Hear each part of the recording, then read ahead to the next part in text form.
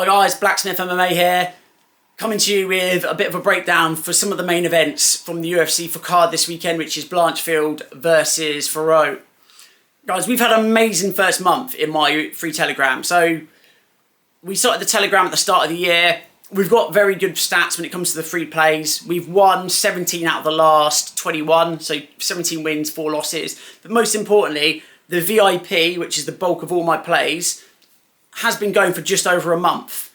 In that time, our ROI has been over 30%. For UFC, it's actually been over 45%, but those figures are kind of skewed because the Royval versus Moreno card was so lucrative. I think I won over 30 units, 32 units that night. That was so disproportionate compared to all the others that it threw the stats out, so it skewed them a bit. But if you even take that out, my ROI is just under 26%. So we're absolutely killing it. We're outperforming the majority of cappers. And if you look at sports that aren't MMA, so I also bet on football, boxing, NFL, college basketball, NHL, tennis as well, like a load of different sports, mostly football though, so soccer. Our ROA for that is just over 30% as well. So even when we look at sports that I'm not a specialist in, it's 30%. So that shows that it's not just luck, because we're profiting from both sports. So join the group, it's links in the description. I post free plays fairly often. And like I said, the free play stats are very, very good. So just wanted to mention that. I'm very proud of that. It's been the best month I've ever had sports betting, and we're only getting better. But what I want to talk about is this weekend.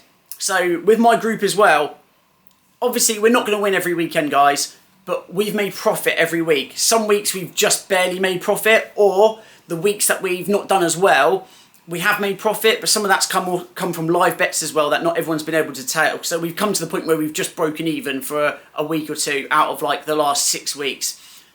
But those weeks where we don't do well, where we make less than 10 units profit, which by the way, 10 units profit for a week is very good. So the weeks where we've only made like 8 units profit, 7 units profit, the next week, every time we have then made more than 18 units profit. So when we've had a small week where we haven't earned much, the next week we've always earned 20 plus units, 30 units. We've always had a massive week. So this is the good week to join if you want to join our VIP. If you want to join the free group, I also post my plays. More of them for the UFC are posted live or right before the event starts, but I do post them in there as well.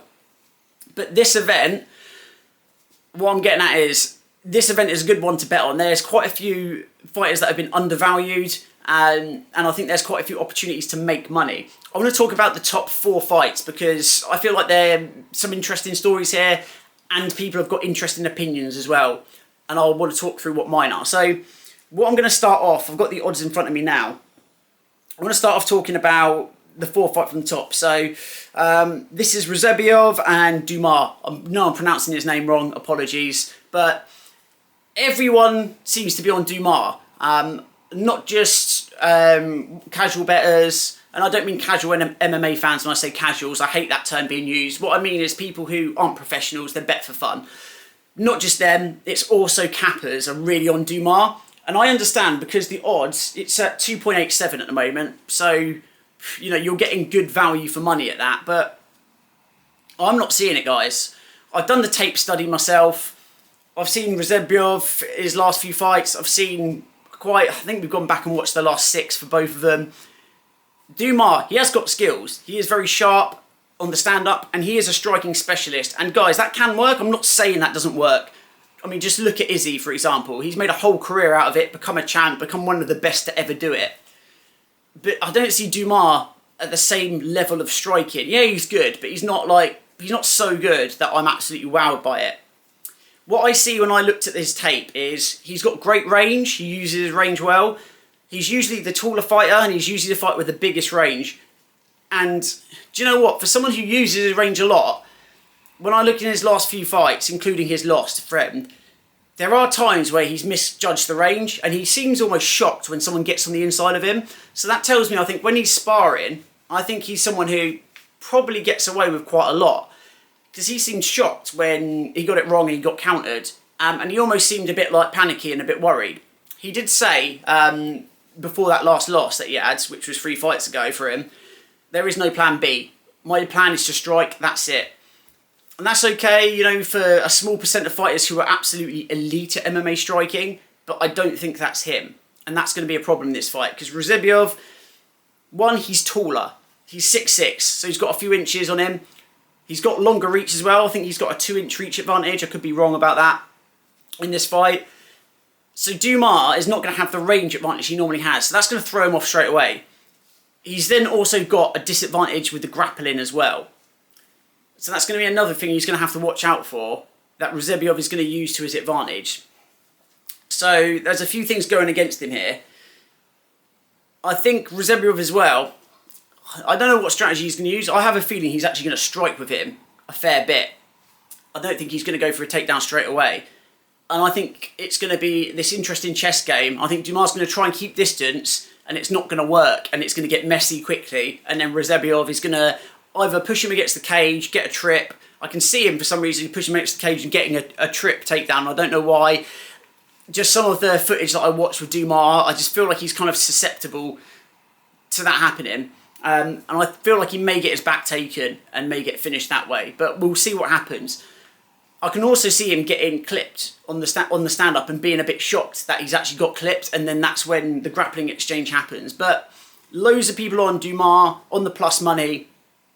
I'm not seeing it. I may get proved wrong. Maybe I've completely misread the situation as well. And look, I understand when we're sports betting, we're looking for value. We're looking for odds at the right value. So there's not much value at Ruziboev at the moment at 1.44 odds. I actually think that's still a plus EV bet. I think he wins 8 or 9 times out of 10. I think it's a bad matchup for Dumas. Again, this is not a popular opinion, especially amongst professional cappers. So I could be completely wrong here, but I think he gets it done. Then moving up the card, we've got Weidman against Silva. I don't know why Weidman's still fighting. I mean, I do. Look, it's one of these situations where he's had injuries and stuff, and he's been quite unlucky with his career after being a champ. So I understand, when he has a loss, he thinks, you know, that was just an unlucky injury. I've got the skills, I can do it. I get it, but he's got a lot of miles on the clock. I remember watching him fight for the title. It feels like that was like a decade or more ago. Maybe it was. But it was a long time ago in my life. And since then, he's had so much go on in his career. Injuries, you know, he's accumulated a lot of damage as well through his fights. He's had some very tough fights. You know, I remember the Rockhold fight was a very big loss for him. And that started off this journey, you know, for him to the later half of his career. And it just seems to me like his body is just breaking down. He's got the skills and everything else, but he's coming to the end of his career, so he's not as sharp as he was, but also the body is just not functioning in the same way. He's against Silva, who, okay, he's not one of the best fighters in the division, but he can bang. He's got some heavy punches.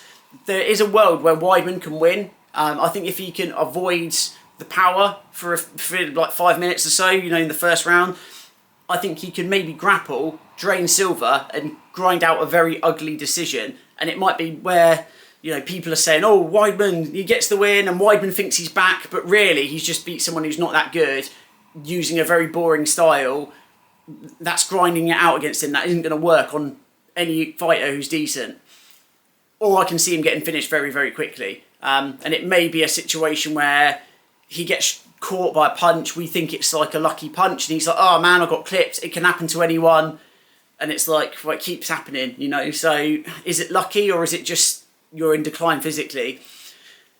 You know, I hope he stops, because he's part of the Serra Longo team. They're a fantastic team. Weidman's a massive part about that. Him being a champ and that story he has so much talent, and he's a big part about why they've been so successful. But at this point, I feel like he's not going to end up fighting for a title again. You know, does he really need to be fighting? I don't think so. So hopefully this will be one of the last times we see him. It'd be great if he can go out with a win. I mean, at the odds, 3.00 odds, I don't really think there's value on him still. I think this is such a volatile match. I think anything can happen. Both guys are not very good for different reasons, even though they've got skills. I'm not saying they're not skilled, but Weidman, physical decline. Silva has got holes in his game. It's just so volatile. So I would give that one a miss. Then we've got Vincinte Luque fighting Joaquin Buckley. This is an interesting one, because at first I thought I was going to bet Luque. Luque is one of these fighters who is very, very good, but he's towards the end of his career now. I wouldn't say he's like on a decline, but he's not improving, you know? You know what he's going to bring to the table. When I saw this matchup, I initially thought he can grind out a win here, and actually maybe he can even clip Buckley. He's got quite good counters, he's got a good pace, he's just a very good all-round fighter. But since Buckley moved down in weight, he just looks like a different fighter. He's got a lot of explosivity and a lot of power, takedowns as well as striking, but he also looks like he's got very good cardio for 3 rounds. I don't know if that would work in 5 rounds. And it seems to me like he's learnt from his mistakes. When he's had losses in his career, it seems like he's learning a lesson. And with the move and weight, it seems like he's had a bigger commitment to the skill of mixed martial arts. And I've seen improvements, so I expect to see a Joaquin Buckley who has improved even more. And I think that version of Buckley gets it done against Luque. It may be a bit of an ugly fight. I don't really know how it's going to play out, if I'm going to be completely honest. I think if it becomes a striking battle, either person could be in quite a lot of danger. I think if Buckley mixes it up with the threat of takedowns, I think that will help the stand-up. And I think we'll see a very good performance by him. So I guess we'll see what's going to happen with that. It's one where the odds, they're both equal now at 1.9 odds. I like Buckley there. I understand why people are picking Luque as well. I think this is going to be a really good scrap. What I would have said is, initially when I saw this, my gut feeling was Luque can drop Buckley. But when I started watching the tape and going back through it, I realised I was thinking of the older version of Buckley earlier in his career. That's where a lot of my memories were coming from. When I watched his more recent fights, I was like, do you know what? There is improvements, and he's becoming more defensively sound. I think we'll see some good kickboxing from Buckley. That's a lot more cautious in this fight, and it's more precise. I think he'll still be very explosive, but I think he'll be quite... I think he'll pick his shots well, and I think he'll mix in the grappling well. I think it'll just be a very good breakout performance for him at a weight class that he looks fantastic at. Still a very dangerous stylistic matchup for him, but I think it's a test he will pass. And for Luque, I think he's got to win this fight if he wants to, stay in the mix. So we're going to see 2 very motivated guys here going at it, and really looking forward to that fight. It's a good co-main. I think they're trying to push Buckley quite a bit at the UFC because he's got an exciting style. And he's going to have to beat people like Luque if he wants to make it anywhere near the top of the division. So it's a good matchup. I like it a lot. Then we've got Blanchfield versus Fiorot. This is another fight where my gut instinct has completely flipped to what I'm thinking now. So originally when I saw this matchup, I was thinking, well, Fiorot's nearly 3-1. I think it was like 2.80 odds. I was like, damn. That's a good bet to take. Blanchfield will be at a massive striking disadvantage. I believe Fiorot is a much better striker than her, and I think she has a potential to school her. But can she win? I think Fiorot's striking, she's got a style where she uses a lot of side kicks and kicks to keep range, and I don't really like that in this matchup. I don't think they're the most effective strikes. They're just strikes to keep you away. I think Blanchfield might just march her down and walk through some of these strikes. Even if they knock her back, I think she's going to keep coming because she's a pressure fighter with good cardio, and even if her striking isn't great, I don't think Fiorot's got that sickening explosive power that's going to drop her. And Blanchfield really just needs to get Fiorot to the ground once in this fight with some time to work, and she doesn't actually need much time to work. She works to a finish very, very quickly. She's very aggressive with her jiu-jitsu, but she's not reckless. It's a very good style, and it works in women's MMA very well. We've seen a lot of women who fight using the jiu-jitsu style, and they don't really advance position. Blanchfield's different. She secures position, and she's already thinking 2 steps ahead. Fiorot, we've not really seen her have to fight this sort of style. We've not really seen her have to defend takedowns much at all. So she hasn't been through many camps where she's really been drilling takedown defence as hard as she would for this one. So it makes me wonder, is she going to be a bit behind when it comes to keeping it standing? Blanchfield's not the best offensive wrestler in the world at all. You know, she uses a lot of trips and she gets her takedowns like from the clinch. So she may find it tough to get to the ground, and Fiorot may have success for a couple rounds keeping Blanchfield off her, but over 25 minutes, I don't see her avoiding the takedown for 25 minutes, whether she throws a side kick and slips, or throws a side kick and it gets caught and Blanchfield manages to take her down, or Blanchfield just pushes forward, walks through her punches because she knows they're not hard enough to drop her, and just clinches with her and trips her. She only has to get her down once in 5-minute rounds with, you know, I guess we've got 2 minutes to work, and I think she can work to a finish. So, I don't know, maybe fight does not go the distance could be one, because I think if she hasn't pulled ahead, or she hasn't had success on the ground in the first 3 rounds, I think Blanchfield is going to get reckless. She is a fighter who goes for a finish, and I think she'll go for broke. And that could mean that she ends up getting stopped on the feet. But I think more than likely she'll find the submission. Fiorot, I would prefer her if she had better boxing. But I don't think her hands are powerful enough to really keep Erin off her. Erin's last fight, I think it was against Santos. I did watch it before, but I think that was a very tough matchup for her, and I kind of preferred her chance because she had more power. And Blanchfield still managed to walk through, get takedowns eventually. It was quite a tough fight for her. It was very close, and she did get outstruck. So I think she may look like the inferior striker, and it may look like it's going against her. I would say it's a good situation to live bet Blanchfield at like round 2, round 3, because I think that's when she starts figuring out to close the distance and finding success. Because Fiorot, she moves laterally very well. She moves side to side. They're in a smaller cage.